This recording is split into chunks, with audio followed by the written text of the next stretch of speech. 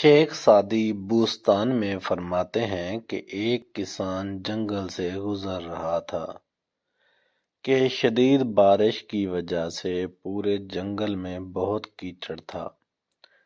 جنگل سے گزرتے ہوئے کسان کا گدھا کیچڑ میں پھنس گیا۔ اس نے گدھے کو کیچڑ سے نکالنے کی بہت کوشش کی مگر رہ گیا۔ کسان کو کچھ سمجھ نہیں آ رہا تھا کہ وہ کیا کرے۔ کبھی کبھی جب انسان کو کچھ سمجھ نہیں آتا تو وہ اپنا غصہ بلا وجہ دوسروں پر نکالتا ہے۔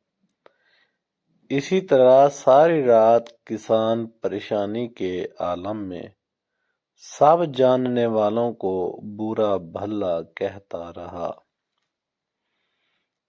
اس کی زبان سے نہ دشمن بچا، نہ دوست اور نہ ہی بادشاہ، کیونکہ جنگل بادشاہ کی سلطنت کا حصہ تھا۔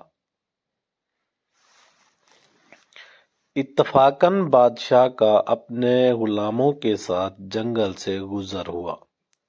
سب نے سنا کہ بادشاہ کو کسان برا بھلا کہہ رہا ہے۔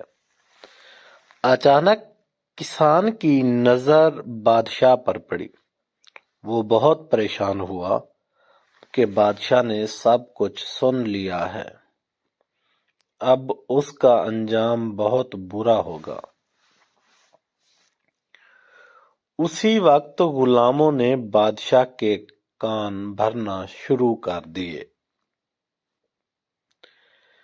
ایک بولا، اے بادشاہ، اس شخص کی گردن تلوار سے اڑا دی جائے کیونکہ اس نے آپ کی شان میں گستاخی کی ہے۔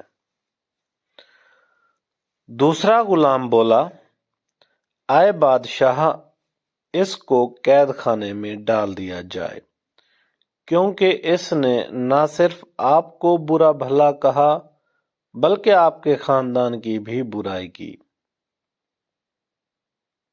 بادشاہ نے مجبور کسان کی طرف دیکھا جس کا گدھا کیچڑ میں پھنسا ہوا تھا۔ بادشاہ کو کسان کی حالت پر رحم آ گیا۔